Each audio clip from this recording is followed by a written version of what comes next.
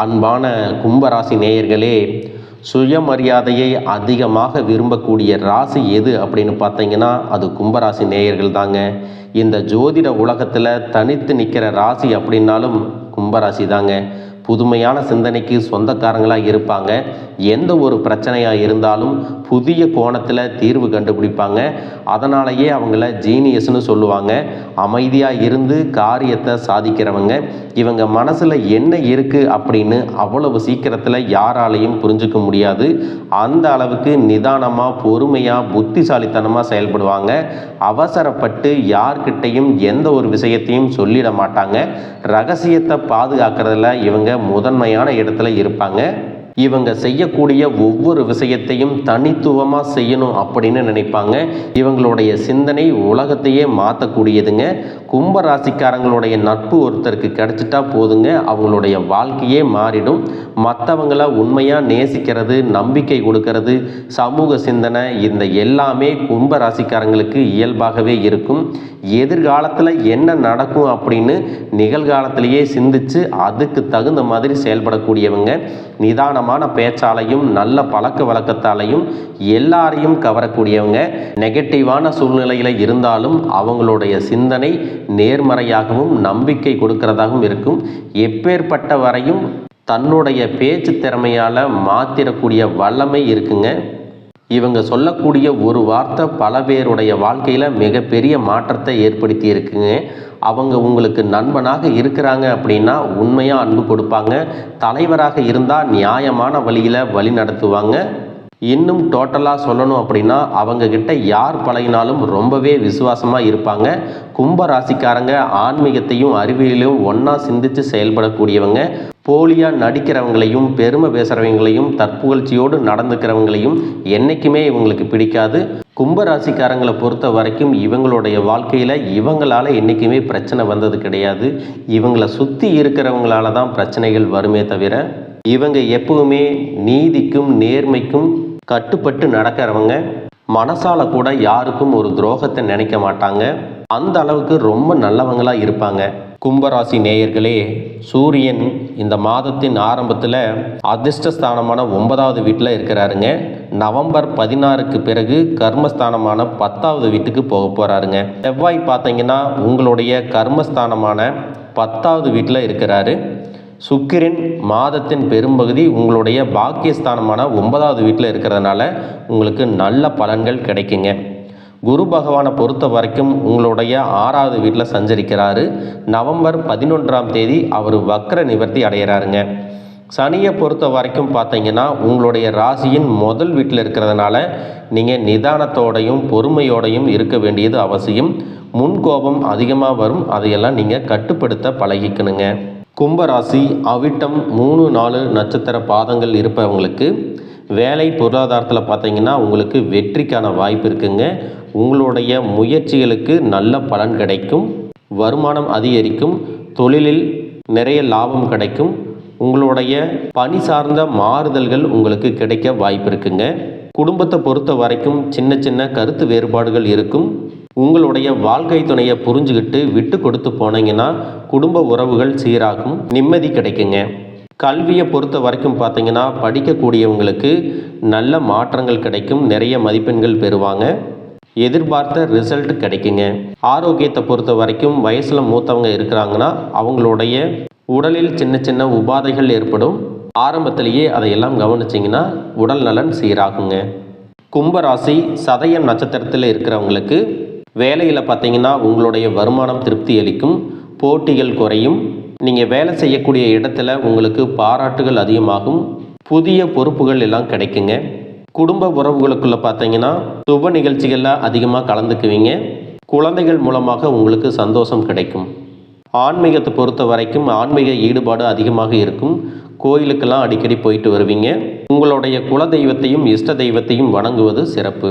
கும்பராசி பூரட்டாதி நட்சத்திரத்தில் இருப்பவங்களுக்கு வேலையில் கூடுதலான கவனம் செலுத்தணும்.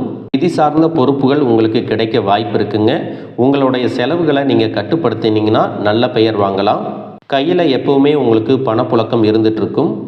வாய்ப்பு கிடைக்கும் போதெல்லாம் சின்ன சின்ன முதலீடுகளில் உங்களுடைய பணத்தை சேமிக்கலாம், சொத்து வாங்கலாம். ஆரோக்கியத்தை பொறுத்த வரைக்கும் பார்த்தீங்கன்னா உங்களுக்கு மன அழுத்தம் குறையும். நீண்ட நாளாக இருந்த உடல் பிரச்சனைகள் குணமாக வாய்ப்பு இருக்குங்க. உறவினர்கள் மற்றும் நண்பர்கள் மூலமாக உங்களுக்கு நல்ல செய்திகள் தேடி வரும். நீண்ட தூரம் பயணம் செய்கிற மாதிரியான வாய்ப்புகள் இருக்குங்க. கும்பராசி நேயர்களே, உங்களுக்கு தனபாக்கிய அதிபதியான குரு பகவான் 6வது வீட்டில் நவம்பர் 11ஆம் தேதி வக்ர நிவர்த்தி அடைகிறாருங்க. கடகராசியில் இவர் இருக்க போகிறார். அதனால் வருமானம் போதிய அளவுக்கு இருந்தாலும் கூட பல வழிகள்லேயும் பணம் உங்களுக்கு விரயமாகுங்க. மருத்துவ செலவுகளை உங்களால் தவிர்க்க முடியாது. உங்கள் கையில் பணம் வர்றது மட்டும்தான் தெரியும், எப்படி பணம் போச்சு அப்படின்னு தெரியாது. இருந்தாலும் பெரும்பான்மையான செலவுகளை பார்த்தீங்கன்னா குடும்பம் மற்றும் சுப செலவுகளாகவே நீங்கள் செய்கிறது நல்லது. வெளியில் கடன் வாங்க வேண்டிய அவசியம் இருக்காதுங்க. கவனக்குறைவாக இருந்தீங்கன்னா கடன் பட வேண்டிய அவசியமும் வரும். இதுக்கு முன்னாடி சேமித்து வச்ச பணம் எல்லாம் கற்பூரம் மாதிரி கரையுங்க. முடிஞ்ச வரைக்கும் திட்டமிட்டு செலவுகளை செய்யணும். 6வது வீட்டில் குரு இருக்கிறதுனால ஜீவ நதியும் வற்றும் அப்படின்னு பழமொழியே இருக்குங்க. அதனால் மாத ஆரம்பத்திலிருந்தே அவசியமில்லாத செலவுகளை தவிர்க்க முயற்சி செய்யுங்க. கணவன் மனைவிக்கு இடையே சின்ன சின்ன கருத்து வேறுபாடுகள் எல்லாம் வரும். வாக்குவாதமும் வரும். அந்யோன்யமும் குறைவதற்கான வாய்ப்புகள் இருக்குது. அதனால் குடும்பத்தில் ஒருத்தருக்கு ஒருத்தர் விட்டு கொடுத்து போகிறது நல்லது. நீங்கள் கணவராக இருக்கிறீங்கன்னா மனைவி குடும்பத்தையோ, மனைவியாக இருக்கிறீங்கன்னா கணவருடைய குடும்பத்தையோ குறை சொல்லி பேசுகிறத தவிர்த்துக்கலாம். வீண் விவாதங்களையும் வெட்டி பேச்சுகளையும் குறைச்சிங்க அப்படின்னா குடும்பம் நிம்மதியாக இருக்குங்க. திருமணம் சம்பந்தமான முடிவுகள் எடுக்கிறீங்கன்னா அவசரப்பட வேண்டாங்க. நல்லா விசாரிச்சிட்ட பிறகு வரன்களை தேர்ந்தெடுக்கலாம். உங்களுடைய வேலையை பொறுத்த வரைக்கும் பார்த்தீங்கன்னா உத்தியோகத்துக்கு அதிபதியான சனி வக்ரகதியில் ராகுவோட இணைஞ்சிருக்காரு. ஜென்ம ராசியில் இருக்கிறதுனால ஒவ்வொரு நாளும் உங்களுடைய பொறுப்புகளையும் வேலைகளையும் நீங்கள் கவனமாக பார்க்கணும். சின்ன சின்ன தவறுகள் ஏற்படுவதற்கு அதிகமான வாய்ப்புகள் இருக்குங்க. ஜென்ம ராசியில் இருக்கக்கூடிய வக்கர சனியும் ராகுவும் உங்களுக்கு முன்கோபத்தை ஏற்படுத்தி கொடுப்பாங்க. மேலும் நிர்வாகத்தை பற்றியும் மேலதிகாரிகளை பற்றியும் சக ஊழியர்களோட விவாதிக்க வேண்டாம். நீங்கள் உண்டு உங்கள் வேலை உண்டு அப்படின்னு அமைதியாக இருக்கிறது நல்லது. பல நேரங்களில் நம்ம சாதாரணமாக சிரிக்கக்கூடிய ஒரு புன்னகை கூட உங்களுக்கு எதிரியாக மாறிடும். புதுசாக வேலைக்கு சேர்ந்தவங்க இல்லை புதிய நபர்கள்ட்ட பேசும்போது கூடுதலாக எந்த விஷயத்தையும் நீங்கள் பேசாமல் அவங்களுக்கு என்ன தேவையோ அதை மட்டும் செஞ்சுட்டு அதை மட்டும் பேசிகிட்டு இருந்தீங்கன்னா ரொம்ப நல்லது. தொழில் மற்றும் வியாபாரத்தை பார்த்தீங்கன்னா வியாபாரத்தில் எச்சரிக்கையுடன் இருக்க வேண்டிய அவசியம் இருக்குங்க. சந்தை நிலவரம் அடிக்கடி மாறுறதுனால உங்களுடைய சரக்குகளின் விலைகளை நிர்ணயிக்கிறதுல நீங்கள் கவனமாக இருக்கணும். கூடிய வரைக்கும் புதிய முதலீடுகளை தவிர்த்துக்கலாம். நீங்கள் அரசியல் துறையில் இருக்கிறீங்கன்னா ஐப்பசி 17ஆம் தேதியிலிருந்து கிரக நிலைகள் உங்களுக்கு அனுகூலமாக மாறப்போகுது. அந்த நேரத்தில் நீங்கள் பல நன்மைகளை பெற போகிறீங்க. இதுவரைக்கும் உங்களுடைய மனசை கஷ்டப்படுத்திட்டு வந்த பல பிரச்சனைகள் நல்லபடியாக முடியுங்க. மாநில அரசினுடைய ஆதரவும் உதவியும் கிடைக்கும். கட்சியில் உங்களுக்கு மக்கள் செல்வாக்கு பெருகும். புதிய பதவிகள் பொறுப்புகள் எல்லாம் கிடைக்குங்க. அதுவே நீங்கள் கலைத்துறையில் இருக்கிறீங்க அப்படின்னா இந்த மாதம் வாய்ப்புகள் அளவோடு தான் கிடைக்கும். அதனால் வருமானமும் சற்று குறைவாகத்தான் இருக்கும். மாத ஆரம்பத்திலிருந்தே நீங்கள் திட்டமிட்டு செலவுகளை செஞ்சீங்கன்னா மாத கடைசியில் கஷ்டப்படாமல் இருக்கலாம். உறவினர்கள் நண்பர்கள் யாருமே உங்களுக்கு உதவிக்கு வரமாட்டாங்க. தன் கையே தனக்கு உதவி அப்படிங்கிற மாதிரி தான் உங்களுடைய சூழ்நிலை இருக்கும். அதனால் முடிஞ்ச வரைக்கும் உங்களுக்கு கிடைக்கக்கூடிய வாய்ப்புகளை தவற விடாதீங்க. மாணவ மாணவியர்களுக்கு பார்த்தீங்கன்னா கல்விக்கு அதிபதியான புதன் வக்ரகதி அடைகிறதுனால கல்வி முன்னேற்றத்தில் தடங்கல்கள் ஏற்படும். தேவையற்ற பல பிரச்சனைகள் எல்லாம் மனசில் கொண்டு வந்து வைக்கும். தினமும் சாயந்தர நேரத்தில் கடவுளை நினச்சிட்டு தியானத்தில் ஈடுபட்டிங்கன்னா மனசில் நல்ல தெளிவு கிடைக்குங்க. பாடங்களை நல்லா படிக்க முடியும். நினைவாற்றல் அதிகரிக்குங்க. விவசாயத்துறையில் நீங்கள் இருக்கிறீங்க அப்படின்னா உங்கள் உழைப்புக்கேற்ற விளைச்சலும் வருமானமும் கிடைக்கும். பழைய கடன் தொல்லைகள் எல்லாம் தீரும். இருந்தாலும் உங்களுடைய சொந்த உழைப்பை அதிகமாக கொடுக்குற மாதிரி இருக்கும். ஆரோக்கியத்தை பொறுத்த வரைக்கும் பார்த்தீங்கன்னா பெண்கள் உடல் ஆரோக்கியத்தில் கவனமாக இருக்கணும். திருமணமாகி இருக்கிற பெண்களுக்கு குடும்ப பிரச்சனை மனக்கவலையை கொடுக்கும். மாதவிடாய் சம்பந்தமான உபாதைகள் இருக்கும். தலை சுற்றல், தலைவலி, மூட்டு வலி, உடல் அசதி இது எல்லாமே கஷ்டப்படுத்தும். கூடிய வரைக்கும் மன அழுத்தம் வர மாதிரியான எந்த ஒரு செயலையும் செய்ய வேண்டாம். குலதெய்வ கோயிலுக்கு போயிட்டு வந்தீங்கன்னா எல்லாமே சரியாகுங்க. இப்படி உங்களை சுற்றி உங்களுக்கு சாதகமான சூழ்நிலை எதுவுமே இல்லைனாலும் ஒரு புது மனுஷனாக உங்கள் வீட்டுக்கு நீங்களே திரும்பி வாங்க. உங்களால் உங்கள் வாழ்க்கையை மாற்ற முடியும் அப்படிங்கிற நம்பிக்கையை முழுசாக வைங்க. நீங்கள் புதுசாக ஒரு விஷயத்தை செய்யும்போது மற்றவங்க சிரிப்பாங்க, கிண்டல் செய்வாங்க. அதுக்காகவெல்லாம் வருத்தப்படாதீங்க. யார் எப்போ புதுசாக ஒரு விஷயத்தை செஞ்சாலும் இந்த உலகத்தில் இருக்கிற எல்லோரும் இதுவெல்லாம் நடக்காது, இதுவெல்லாம் முடியாது, இதுவெல்லாம் வேஸ்ட்டு அப்படின்னு நெகட்டிவாக தான் பேசுவாங்க. ஆனால் அதையே நீங்கள் வெற்றிகரமாக முடிச்சிட்டிங்கன்னா உங்களுக்காக கைத்தட்டி பாராட்டி பேசிட்டு போவாங்க. அதனால் உங்கள் மனசில் இருக்கக்கூடிய பழைய எண்ணங்கள், பழைய ஏமாற்றங்கள் இது எல்லாத்தையும் நினச்சிட்டு முடங்கி கிடக்காதீங்க. இதுவரைக்கும் உங்களுக்கு கிடைச்ச அனுபவத்தை வச்சு அடுத்த விஷயத்தை நோக்கி நீங்கள் முன்னோக்கி போங்க.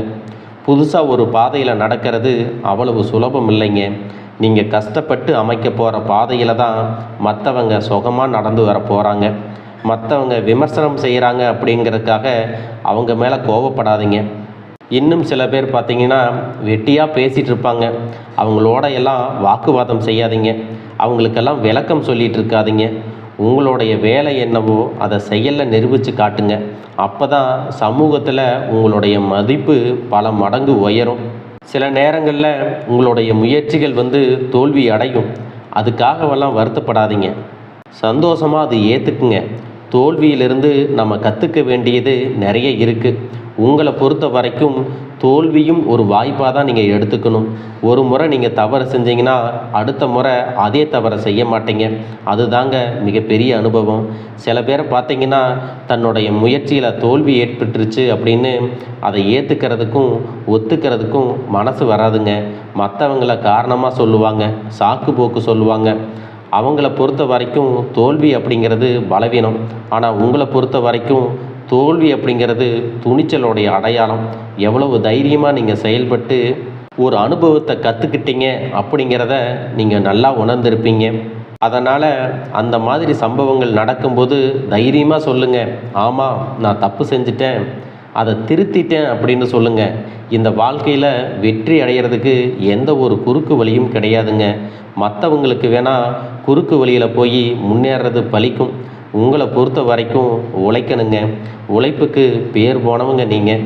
உங்களுக்கு எப்படிப்பட்ட சூழ்நிலை வந்தாலும் தவறான வழியில் மட்டும் என்றைக்கும் போயிடாதீங்க.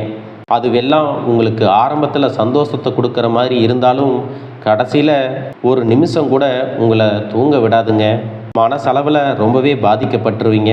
அதனால் எவ்வளவு கஷ்டம் வந்தாலும் நஷ்டம் வந்தாலும் நேர்மையான வழியில் உங்கள் மனசாட்சிக்கு கட்டுப்பட்டு நீங்கள் நடந்தீங்கன்னா உங்களுக்கு எல்லாம் நல்லதே நடக்குங்க. அதே மாதிரி குடும்பமாக இருந்தாலும் சரி, வேலையாக இருந்தாலும் சரி, உங்களுடைய சுயதேவைக்காக இருந்தாலும் சரி, ஒரு விஷயத்தை செய்யணும் அப்படின்னு நினச்சிட்டிங்கன்னா கொஞ்ச நாள் கழித்து செஞ்சுக்கலாம், நாளைக்கு செய்யலாம், இப்போ நேரம் இல்லை அப்படின்னு எப்போவும் நேரத்தை கடத்தாதீங்க. ஏன்னா எல்லாருக்குள்ளேயும் ஒரு எதிர்பார்ப்புகள் இருக்கும். சுயமாக திருப்தி அடையணும் அப்படிங்கிறது ஒன்று இருக்கும். அது கிடைக்கல அப்படிங்கும்போது தான் பிரச்சனைகள் அதிகமாக வளருங்க. உங்களுக்காகவும் நீங்கள் வாழ்கிறதுக்கு கொஞ்சம் முயற்சி எடுக்கணும். இல்லைனா மற்றவங்க வாழ்கிறத நீங்கள் வேடிக்கை மட்டும்தான் பார்த்துட்ருப்பீங்க. அவங்கள மாதிரி இருக்கணும், அவங்கள மாதிரி வீடு வாங்கணும், காரு வாங்கணும், மகிழ்ச்சியாக இருக்கணும் அப்படின்னு மற்றவங்கள ஏக்கத்தோடு பார்த்துட்ருப்பீங்க. உங்கள் கையில் இருக்கக்கூடிய அழகான வாழ்க்கையை மறந்துடுவீங்க. இந்த வாழ்க்கையை பொறுத்த வரைக்கும் போகிற போக்கில் உங்களுக்கு பிடித்த மாதிரி நீங்கள் வாழ்ந்துடணும். உங்களுடைய ஆசையாக இருந்தாலும் சரி, உங்கள் குடும்பத்தில் இருக்கிறவங்களுடைய சின்ன சின்ன ஆசைகளாக இருந்தாலும் சரி, அதை நிறைவேற்றுங்க. இதுக்காகவெல்லாம் நீங்கள் காலம் நேரமெல்லாம் பார்த்துட்ருக்காதீங்க. இப்போ நீங்கள் அவங்களுக்காக நேரம் ஒதுக்குனா தான் வயசான காலத்தில் அவங்க உங்களுக்காக நேரம் ஒதுக்குவாங்க, பேசுவாங்க. நீங்கள் நிறைய பேரை பார்த்துருக்கலாம். சொத்து சுகம் எல்லாமே இருக்கும். ஆனால் பேச்சு துணைக்கு ஆள் இருக்காது. ஒரு சொம்பு தண்ணி கூட மோந்து கொடுக்க மாட்டாங்க. தன்னந்தனியாக பேசிகிட்டு இருப்பாங்க. அந்த மாதிரியான சூழ்நிலை உங்களுக்கு என்றைக்கும் வந்துடக்கூடாதுங்க. எப்போ பார்த்தாலும் காசு, பணம், சொத்து, பிஸ்னஸ்ஸு, வேலை அப்படின்னு ஓடிட்டே இருந்தீங்கன்னா அதை யாருங்க அனுபவிக்கிறது? உங்களை பொறுத்த வரைக்கும் போதுமான அளவு வருமானம் இருக்குங்க, சொத்து இருக்குது, செல்வம் இருக்குது, எல்லாமே இருக்குது. அதை வச்சு மன நிம்மதியோட ஆரோக்கியமாக குடும்பத்தோட வாழ பாருங்கள். பிரச்சனைகள்ங்கிறது அடிக்கடி வந்துட்டு போகும். அது இல்லைன்னா நீங்கள் இந்த வாழ்க்கையை வாழவே முடியாதுங்க. உங்களுடைய ஆரோக்கியத்தை கெடுத்துட்டு நிம்மதி இல்லாமல், தூக்கம் இல்லாமல், சரியாக சாப்பிட முடியாமல் இன்னமும் ஓடிக்கிட்டே இருக்கீங்கன்னா காலம் மட்டும்தாங்க கடந்து போகும். அதுக்கப்புறம் உங்களுக்கு எதுவுமே கிடைக்காது. அப்படியே ஏதாவது கிடைச்சாலும் அது உங்களுக்கு நிம்மதியை கொடுக்காது. இப்போ இருந்தே நீங்கள் ஒரு முடிவை எடுத்துக்கணும். இனி நீங்கள் செய்யக்கூடிய எல்லா வேலையிலையும் எல்லா காரியத்திலையும் எதிர்காலத்தை பற்றி தொலைநோக்கு பார்வையோட சிந்தித்து செயல்படணுங்க. உங்களுக்கு என்ன கஷ்டங்கள் வந்தாலும் என்ன பிரச்சனைகள் வந்தாலும் உங்களுடைய இஷ்ட தெய்வத்தையும் குலதெய்வத்தையும் வழிபாடு செய்யுங்க. சனிக்கிழமைகளில் சனி பகவானை மனசார வேண்டிக்கிங்க. கடவுளுடைய அன்பும் அருளும் எல்லா செல்வ வளமும் உடல் ஆரோக்கியமும் உங்களுக்கு நிச்சயமாக கிடைக்குங்க. நம்பிக்கையோடு இருங்க. வாழ்க பல்லாண்டு, வாழ்க பல்லாண்டு, வாழ்க பல்லாண்டு.